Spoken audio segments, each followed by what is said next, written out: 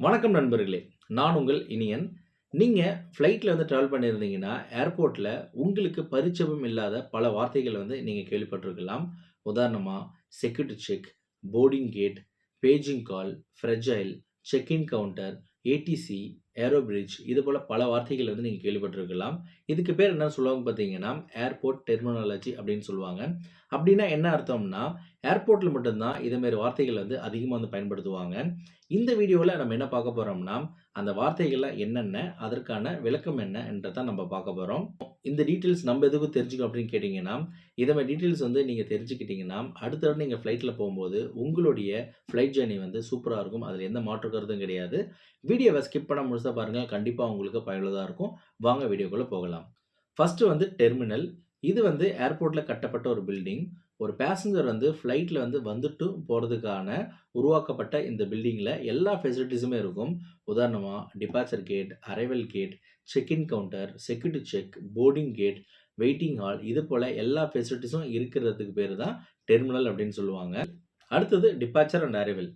ஒரு ஏர்போர்ட் பார்த்தீங்கன்னா, மொத்தம் 2 இருக்கும். ஒண்ணு டிபார்ச்சர், இன்னொன்னு அரைவல். இந்த டிபார்ச்சர்ன்றது ஃப்ளைட்டுக்கு போறவங்க இந்த டிபார்ச்சர் கேட் வழியா தான் உள்ள போவாங்க. அரைவல்ன்றது ஃப்ளைட்லேருந்து வந்தவங்க இந்த அரைவல் கேட் வழியா தான் வெளிய வருவாங்க. அடுத்தது போர்டிங் கார்டு. ஃப்ளைட்ல நீங்க டிராவல் பண்றதுக்காக டிக்கெட் எடுத்திருப்பீங்க. ஆனா, டிக்கெட்ட வச்சு மட்டும் டிராவல் பண்ண முடியாது. டிக்கெட்ட வச்சு வெறும் நீங்க ஏர்போர்ட் உள்ள மட்டும் தான் போக முடியும். நீங்க ஃப்ளைட்ல டிராவல் பண்றதுக்கு போர்டிங் கார்டு வேணும். இந்த போர்டிங் கார்டு எங்க குடுப்பாங்க பார்த்தீங்கன்னா, செக் இன் கவுண்டர்ல உங்களுக்கு புரொவைட் பண்ணுவாங்க. இந்த போர்டிங் கார்டுல உங்களுக்கு எல்லா டீட்டெயில்ஸுமே இருக்கும். இந்த போர்டிங் கார்ட வச்சு தான் நீங்க ஃப்ளைட்ல டிராவல் பண்ண முடியும். இதுக்கு பேர் தான் போர்டிங் கார்டுன்னு சொல்லுவாங்க. அடுத்தது ஃப்ரெஜைல். இந்த ஃப்ரெஜைல்னா என்னன்னு பார்த்தீங்கன்னா, இது ஒரு ஸ்டிக்கர். இந்த ஃப்ரெஜைல் ஸ்டிக்கர் எப்ப பயன்படுத்துவாங்கன்னா, நீங்க லக்கேஜ் கொண்டு போம்போது, அந்த லக்கேஜ் உள்ள ஏதாவது உடையக்கூடிய பொருள் ஏதாவது இருந்துச்சுன்னா, அது உடையாம இருக்கிறதுக்காக செக் இன் கவுண்டர்ல நீங்க கேட்டீங்கன்னா, இந்த ஃப்ரெஜைல் ஸ்டிக்கர் ஒட்டுவாங்க. அப்படி ஒட்டிட்டாங்கன்னா, உங்களோட பேக்கேஜ கொஞ்சம் பார்த்து பத்திரமா ஹேண்டில் பண்ணுவாங்க. அதனால தான் இந்த ஃப்ரெஜைல் அப்படின்னு சொல்றாங்க. அடுத்தது லாஞ்ச். லாஞ்ச்ன்றது என்னன்னு பார்த்தீங்கன்னா, ஒரு ஹோட்டல் மாரி உங்களுக்கு சொல்லலாம். இந்த இடத்துல உங்களுக்கு எல்லா ஃபெசிலிட்டீஸுமே கிடைக்கும். அதாவது நீங்க சாப்பிடுறதுக்கான ஃபுட் இருக்கும். நீங்க ரெஸ்ட் எடுக்கிறதுக்கான சீட்டிங் அரேஞ்ச்மென்ட் இருக்கும். வைஃபை இருக்கும். உங்க ஃப்ளைட் டீட்டெயில்ஸுக்காக உங்களுக்கு டிஸ்ப்ளே வச்சிருப்பாங்க. டிவி இருக்கும். இது போல எல்லா ஃபெசிலிட்டீஸும் இருக்கிற இடத்துக்கு பேரு தான் லாஞ்சுன்னு சொல்லுவாங்க. இந்த லாஞ்ச் எங்க இருக்கும் பார்த்தீங்கன்னா, நீங்க செக்யூரிட்டி செக் கிளியர் பண்ணதுக்கப்புறம் உங்களுக்கு வெயிட்டிங் ஹால் இருக்கும். அங்க தான் உங்களுக்கு லாஞ்ச் இருக்கும். அடுத்தது செக்யூரிட்டி செக் அப்படின்னு சொல்லுவாங்க. அப்படின்னா என்னன்னு பார்த்தீங்கன்னா, இந்த செக்யூரிட்டி செக்ல தான் உங்களையும், உங்களுடைய ஹேண்ட் லக்கேஜையும் செக் பண்ணிட்டு, உங்கள மேற்கொண்டு ஃபர்தரா விடுவாங்க. அதாவது ஃப்ளைட்ல போகறதுக்காக விடுவாங்க. இதுக்கு பேர் தான் செக்யூரிட்டி செக் அப்படின்னு சொல்லுவாங்க. அடுத்தது போர்டிங் கேட். இந்த போர்டிங் கேட் என்னன்னு பார்த்தீங்கன்னா, நீங்க செக்யூரிட்டி செக் கிளியர் பண்ணிட்ட பிறகு நீங்க ஃபர்தரா மூவ் ஆவீங்க.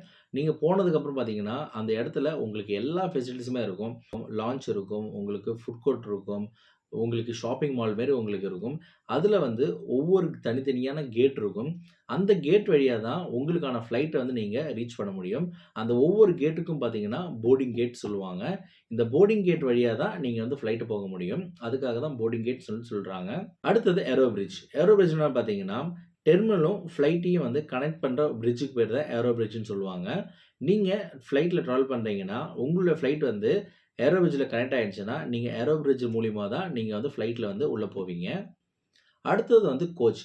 கோச்னா என்னன்னு பார்த்தீங்கன்னா, ஒருவேள ஏரோ பிரிட்ஜ்ல ஃப்ளைட் கனெக்ட் ஆகலன்னா, உங்களுடைய ஃப்ளைட் ரேம்ப்ல பார்க் பண்ணியிருப்பாங்க.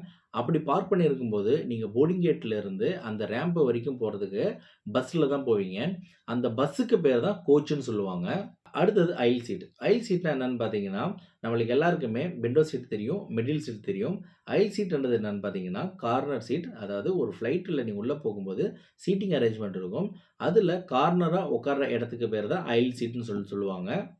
அடுத்தது ஏடிசி. ஏடிசி என்னன்னு பார்த்தீங்கன்னா, ஏர் டிராஃபிக் கண்ட்ரோல். இங்கிருந்து தான் உங்களுக்கு ஒரு ஃப்ளைட் டிபார்ச்சர் ஆவறதுக்கும், அரைவல் ஆவறதுக்கும் எல்லா இன்ஃபர்மேஷனும் இங்கிருந்து தான் உங்களுக்கு புரொவைட் பண்ணுவாங்க.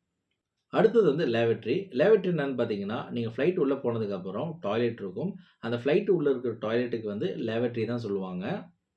அடுத்தது பேஜிங் கால். பேஜிங் கால் என்னன்னு பார்த்தீங்கன்னா, நீங்க ஃப்ளைட்டுக்கு போறதுக்காக எல்லா ப்ராசஸும் முடிச்சுட்டு போர்டிங் கேட்ல போய் வெயிட் பண்ணுவீங்க.